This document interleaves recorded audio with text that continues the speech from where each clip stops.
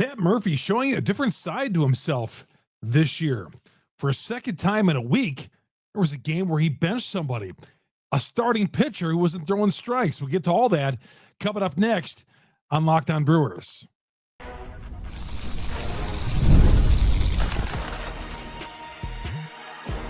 You are Locked On Brewers, your daily Milwaukee Brewers podcast. Part of the Locked On Podcast Network, your team every day.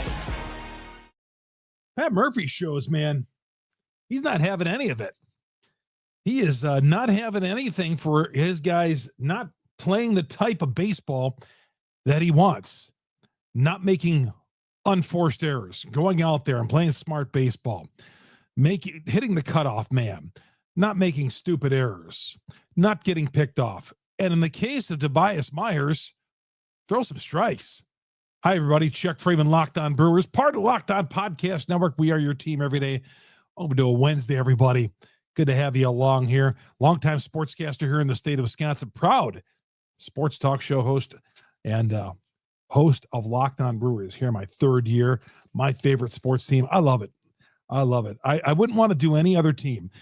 I love baseball because we do it every day. Every day there's a game. Football, yeah, the Packers are the ticket in the state of Wisconsin. There's no doubt about it. Their interests we all know about. Same with the Milwaukee Bucks. But the Brewers play every day. The Brewers play every day. I grew up in Milwaukee and going to games, especially in the summertime, but on occasion, knocking off from school and going to games and cover the Brewers on a regular basis. And I love the fact that the Brewers are starting to win some games again. They've won 3 in a row. But what we're seeing from Pat Murphy is something that he didn't have to show this side of him last year because they won 93 games. Rarely could you look at a game and say, boy, the Brewers were flat and they didn't execute because they made mental errors. They didn't play the game the right way. All that. Murphy, as we do know, is an old school guy. But I'll tell you what he's been doing here in the last week, surprising me a little. On Saturday, he benched Caleb Durbin in St. Louis during a losing streak, his starting third baseman, for getting picked off down 4 runs. In the same game, he benched his Gold Glove right fielder, Sal Frelick, for missing a cutoff man, overthrowing his cutoff man, in this case, the first baseman, Rhys Hoskins. Both were in the lineup the next day. Murphy explained, this is how things are going to be. Not playing the game right. So, since then, the Brewers won Sunday, Monday. I should say Sunday, Tuesday. They had off on Monday. Wednesday, they play tonight, and they have Tobias Myers on the hill. And Myers, this was only his second start of the season because, he was coming off the injured list. Rehab starts his second start. There was no slack to be cut for Tobias Myers. And we'll talk more about his outing coming up here in a little bit. But Myers was pulled after 2 innings. He was pulled after 2 innings. And, yeah, he was getting a guy out and then walking a guy and getting a guy out. And, geez, it was painful watching him. And after 2 innings, he was out of there. And my first thought is, what's wrong with Tobias? Hopefully it's not re-aggravating his injury. That was my first thought, because why would he get taken out after 2 innings?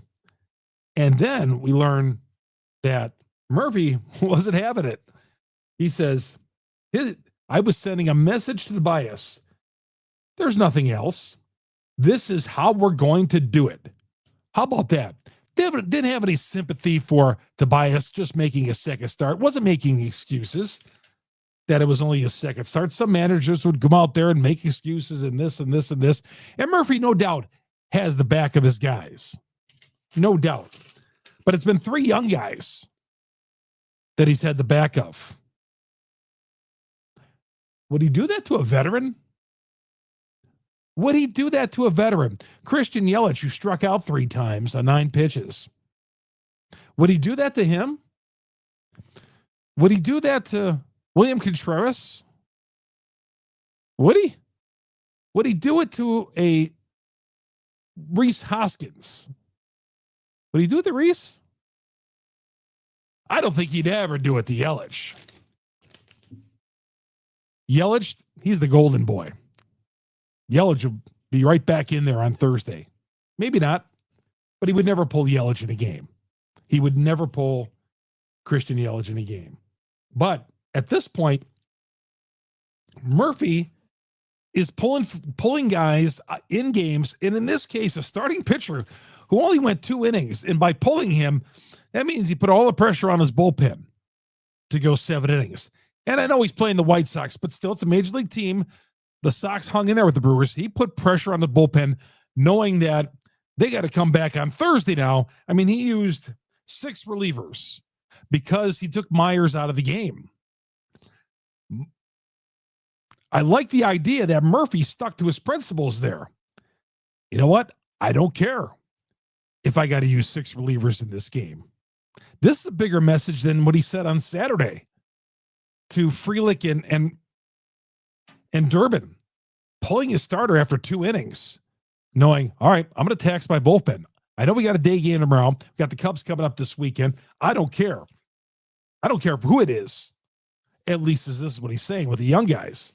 I'm pulling Tobias Myers. He pulled Myers out of there. He got him out of there. And Myers said after the game, you know, the company not lying, he would have done the same thing. Sure, Tobias was disappointed that he got pulled from this game. But interesting that Murphy is taking this approach,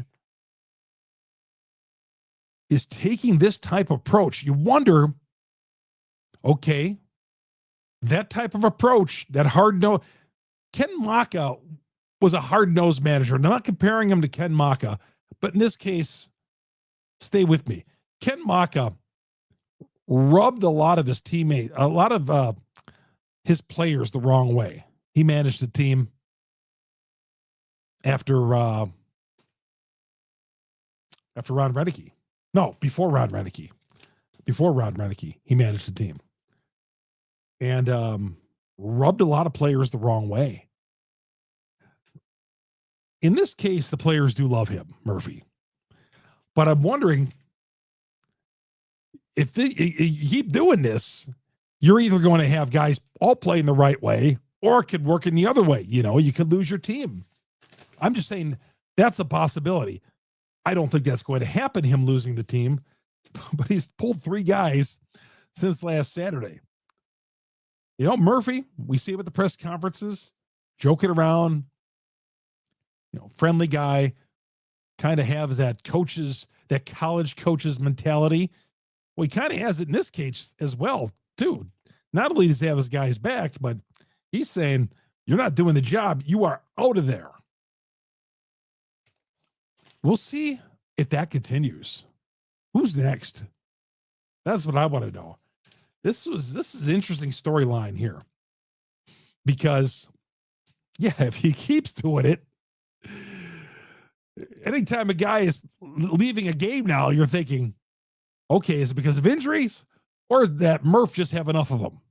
Murph couldn't stand looking at him anymore.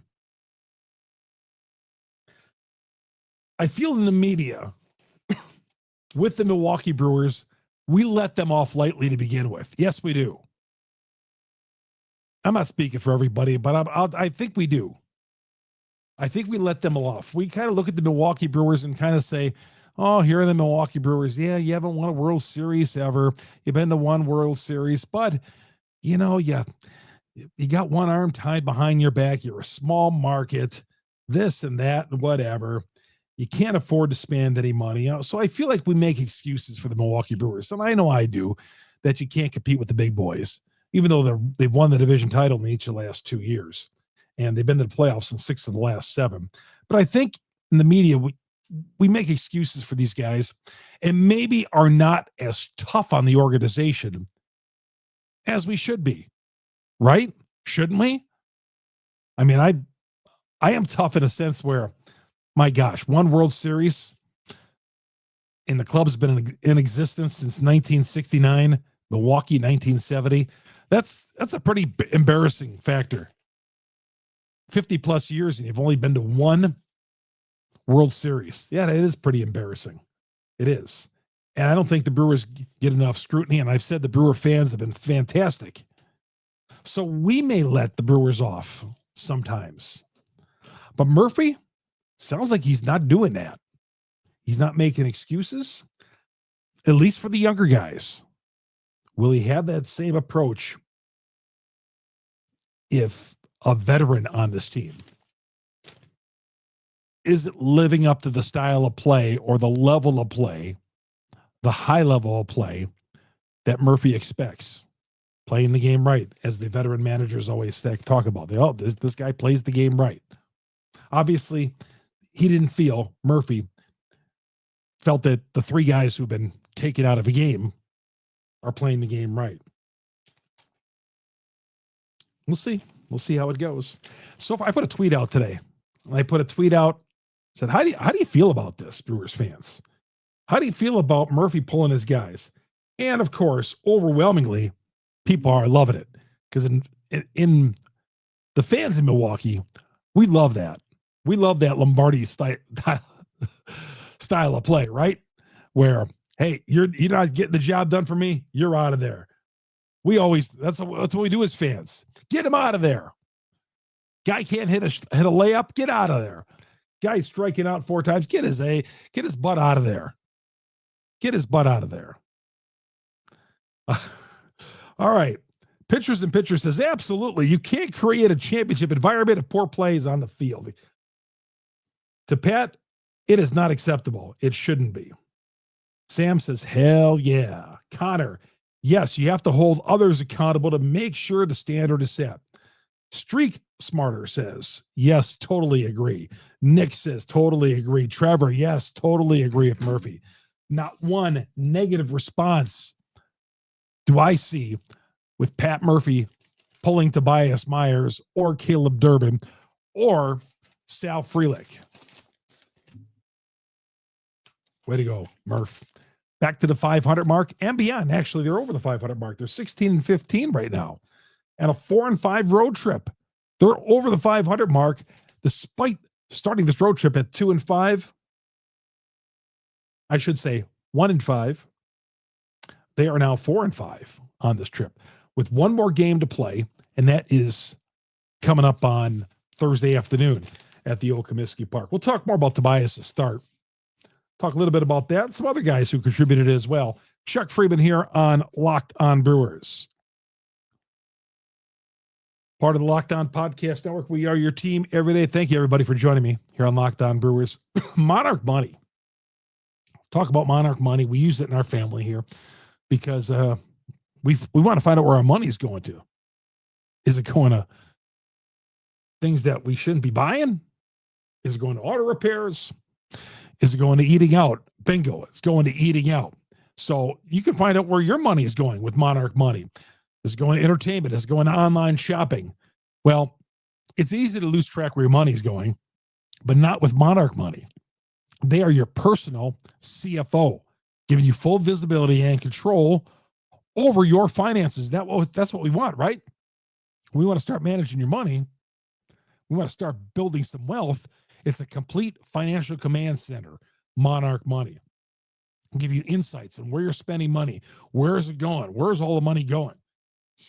Managing your money with your partner, smoother than ever. You can get on the same page with your partner, or if you're doing it yourself, Monarch Money. Use the promo code LOCKEDONMLB, monarchmoney.com, 50% off your first year. That's monarchmoney.com. Locked On MLB is the code, and you'll get half off your first year. Monarchmoney.com, monarchmoney.com, and find out where your money, where's it all going?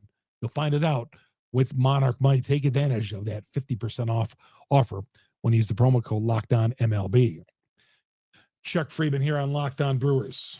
By the way, our podcast, if you are on YouTube, we're online. We're on all the audio platforms out there. Let's say you want to get in your car and you want to listen to Locked On Brewers every day. Go to Apple, Google, Spotify, wherever you download audio podcasts. We have all of our phone. We're there. Just subscribe to Locked On Brewers, become a subscriber, and download us, set an alert, and it'll tell you every time we drop an episode here on Locked On Brewers. And if you're on the audio platform, please go to our Locked On Brewers on YouTube, our growing YouTube page. Man, we are growing. If Monarch Money could tell us how our YouTube channel was growing, man, it would explode because, man, we've grown so much in 2 years on our YouTube page, approaching 5,000. I'm proud of that. Let's keep it going. Go to our YouTube page. Go to YouTube, search Locked On Brewers, hit the subscribe button, hit the bell. That alerts you every time we drop an episode on Locked On Brewers. All right, so what's going on with Tobias Myers? Control issues. He said after the game tonight that, in addition to talking about him getting pulled, that really his command is not very good right now. And it's disturbing to him. He's disappointed about it. At this point, he got pulled, but early on, 2 outings for him since coming back. Now, again, he had success last year in his first full big year in the major leagues, right? He was the pitcher of the year for the Brewers, career journeyman in the minor leagues. It's too early to say this. It's only 2 starts. But I always worry about a guy who is a career minor leaguer or spends several years down in the minor leagues, not a high prospect, and he comes up, has success immediately on the major league level, and then we buy in. Yeah, he had a great year last year, but I warned you. All right, that was last year. Let's see what he does for an encore performance. So far, 2 starts, 2 underwhelming starts for Tobias Myers. 2 underwhelming. They had to lean on the bullpen because of that tonight. Now, there might be a manager that stuck with him for a little bit longer, and he might have got a few more innings out of him, but ineffectiveness, both of his outings so far for Tobias Myers. He's got to get with Chris Hook, the pitching coach, and I'm sure they will, and examine and look at some tape, see what's going on there with Tobias Myers. In this case, look at the iPad and see what's going on with Tobias Myers. But the 6 relievers getting the job done. Contreras getting on base 4 times. He is hitting .304 over his last 20 games. Remember that slow start that Contreras got off to? He had great at-bats. In fact, Murphy was talking about that Contreras put together all 5 of his bats, great ones, on Wednesday night. Again, .304 through 20 games.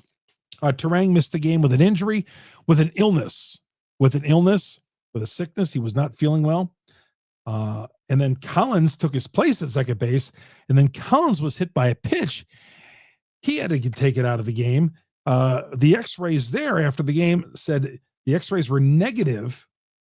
Collins says he's just got a dead arm, which means soreness. But Collins, who I like Collins, guy who we didn't really count on at all, didn't talk about him at all in the offseason, but he's a guy you put anywhere. And he was at the top of the lineup tonight, filling in for Turang. Until he got hit by the pitch. And then, of course, we knew found his way into the lineup. Vinny Capra. Vinny Capra is always finding his way into the lineup, isn't he? Always finding his way. He had a sacrifice fly. But Vinny Capra, even if he's not in that starting lineup, Capra's going to find his way into Pat Murphy's lineup. No repercussions for Vinny Capra, who continues to struggle. A veteran. Well, he's 28 years old. So that's that with the game tonight, and I'm glad the Brewers have gone into Chicago and done what we hoped. I said before the series started, take 2 or 3, but let's get greedy now and take all 3 of these games against the White Sox. Let's take all 3. Let's finish it up with Thursday's game against the White Sox. So all is good. And all is good with Brandon Woodruff. Brandon Woodruff threw another solid outing, this time in Appleton. What's next for Brandon Woodruff? When is he going to be on the parent team?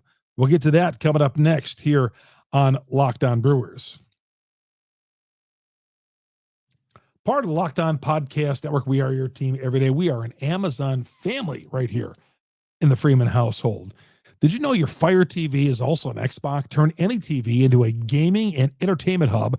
Fire TV Stick 4K devices, no console required. Just grab your paired controller, subscribe, sign in, Xbox Game Pass Ultimate with EA Play included, and you're ready to go. Dive into hundreds of premium titles, including EA Sports College Football 25, Call of Duty, which my kid plays, easy as you stream on your favorite shows as well. We have one of these Fire Sticks on all 4 of our TVs here, so we don't have to unplug it and take it to the next room, which we could, but for convenience, they're inexpensive. We have them on all our sets. And right now you could head to you could head to Amazon.com/Fire TV Locked On to get started. Xbox Game Pass Ultimate subscription.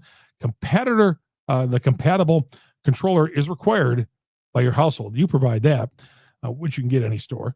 Available on select devices, including Fire TV Stick 4K, second generation, Fire TV Stick 4K Max, and the Fire TV Cube, third generation. But head on over. Fire TV also can be your Xbox. We found that out. My kid loves it. Chuck Freeman here on Locked On Brewers. Down the stretch we come here on Locked On Brewers. Turn around for a day game at Comiskey tomorrow. Yeah, I love a weekly day game, even on getaway day to go on the road, come home, face the Cubs. Coming up on Friday, Saturday, and Sunday. First time facing those guys. Talk more about the standings before we sign off here. Brandon Woodruff, real quickly, 5 2/3, 3 hits, 3 Ks in Appleton today. It was an afternoon game. I saw some of you guys tweeted at me. Went to the game in Appleton, 12-10 start up there. But Woodruff feels great, he says. Feels great. He says the important thing here for him is to be consistent, and he feels he's getting it. He says each outing he has felt a little different physically. And when asked, Brandon, when are you going to be on the Brewers? When are you going to pitch for the Brewers? He says he's going to make one more outing in Nashville, one more rehab start in Nashville, and then TBD, to be determined. So one more outing, I imagine, in the middle of next week in Nashville, and then TBD. Does this mean he gets called up? Through 74 pitches in Appleton, in the cold weather in Appleton. So good to see Brandon Woodruff continuing to pass all the marks in his return to this team. The Cubs got beat by the Pirates. Cincinnati got beat in a doubleheader by St. Louis, which I think is a good thing. Knocked Cincinnati down a couple of pegs because they've been playing so well. And now they and the Brewers gained a game and a half on Cincinnati. Brewers and the Reds now tied for second place at 16-15, and they're both 2 games behind the Cubs. So the Brewers gained a game on the Cubs, who lost, and a game and a half on the Reds to pull into a second place tie with Cincinnati. As you know, I follow the standings every day, and I know some of you guys who I ran into in public, including you, Shane. You guys follow, and you guys are everydayers. And it said, hey, Chuck, I follow the standings too.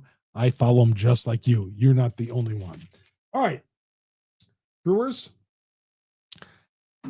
winded up with Chad Patrick on the hill on Thursday afternoon against Sean Burke, the opening day starter for the White Sox. He's a big kid, 6'6", 240 pounds. His best start was his first outing of the year, which was a victory. He went 6 innings. Since then, he hasn't gone more than 5. He's 1-4, an ERA over 6. Big guy. The future with the White Sox, they feel.